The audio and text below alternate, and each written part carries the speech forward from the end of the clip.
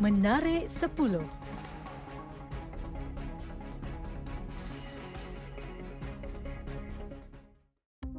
Baru-baru ini beberapa negara ketika ini sedang mengalami cuaca sejuk yang melampau, termasuk Vietnam yang mencatatkan suhu menjunam sehingga di bawah 0 darjah Celsius.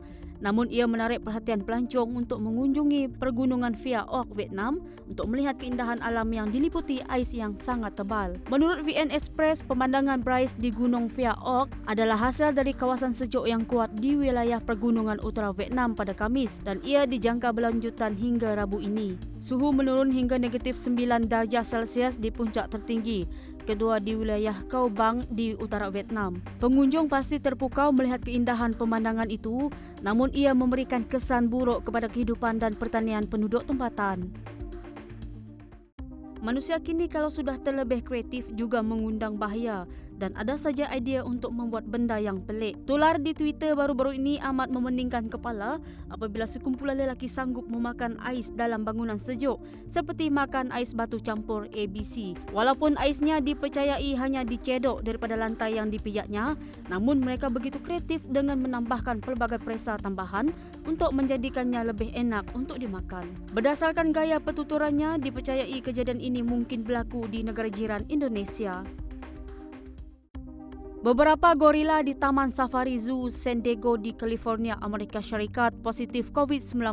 Berkemungkinan ianya kejadian pertama membabitkan penularan terhadap spesies beruk besar, lapor agensi berita Xinhua. Pegawai pengendali zoo dan Taman Safari Zoo San Diego dalam satu kenyataan berkata, mereka menguji sampel najis gorila melalui sistem makmal kesihatan haiwan dan keselamatan makanan California selepas 2 ekor gorila mengalami batuk pada 6 Januari.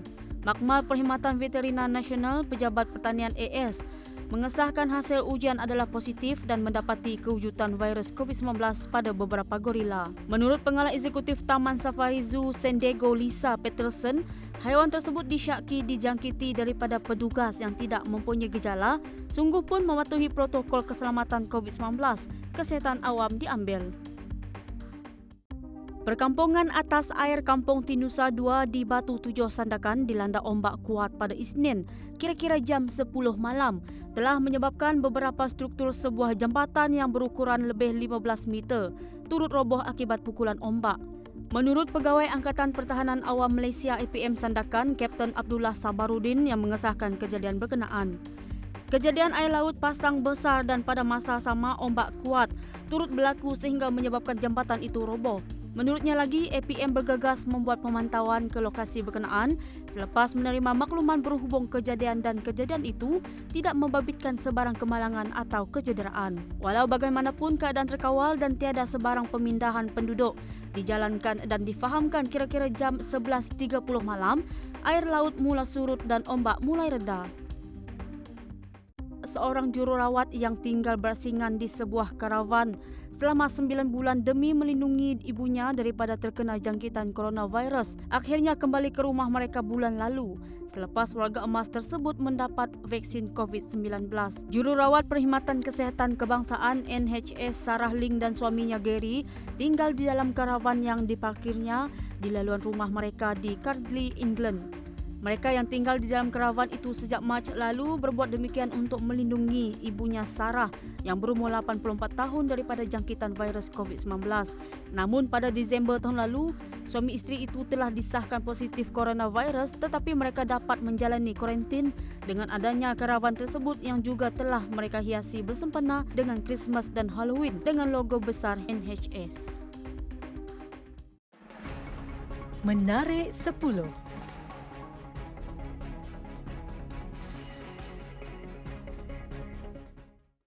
Satu kelibat yang dipercayai seperti hantu telah berjaya dirakam oleh seorang wanita bersama dengan rakannya yang menjelajahi sebuah hotel sakit jiwa yang ditinggalkan di Wales, United Kingdom. Kelly Love berusia 27 tahun yang berasal daripada Swansea merupakan seorang penyiasat paranormal untuk channel YouTube-nya yang bernama Love to Investigate. Dalam rakamannya, satu sosok seperti manusia dapat dilihat berdiri pada hujung koridor yang kelihatan kosong sebelum menghilang dan dia menyemak semula video yang dirakamnya itu lalu membuatkan dirinya berasa seram dan tidak senang. Love memberi keterangannya mengenai tempat itu dikatakan serupa dengan Hospital Mid Wales, iaitu sebuah fasiliti psikiatri yang terletak di Telgaf Powys yang telah ditutup pada tahun 1999. Amerika Syarikat memasuki bulan kedua program vaksinasi yang diperluaskan dengan membuka stadium bola sepak dan pusat konvensyen bagi proses inokulasi yang lebih menyeluruh kepada rakyatnya. Fasa kedua ini meliputi warga emas, guru-guru, pemandu bas, anggota polis dan anggota bomba. Untuk rekod, AS kini mencatatkan lebih 22.5 juta kes dengan lebih 375,000 kematian. Selepas proses pengagihan yang perlahan melibatkan petugas kesihatan dan petugas rumah jagaan, negara itu memasuki fasa kedua walaupun fasa pertama masih belum selesai. Menurut sumber Bangkok Post, seekor gajah liar dilaporkan mati pada Ahad lalu di perkampungan Tang Win Hin, Pranburi, Thailand. Menurutnya, gajah itu mempunyai lebih 40 kesan tembakan dan dipercayai ia daripada pelbagai jenis senjata api. Haiwan itu telah dirawat oleh pakar veteriner di Taman Negara Kui Buri. Ketua Taman Negara Kui Buri, Sepon Palpan berkata gajah itu berusia dalam lingkungan 20 hingga 25 tahun dan mempunyai berat sekitar 3 tan. Namun haiwan malang tersebut bertukar ganas sehingga menyebabkan seorang petugas yang cuba merawatnya cedera parah. Haiwan tersebut bersikap sedemikian berpunca daripada kesan tembakan yang berkali-kali pada tubuhnya.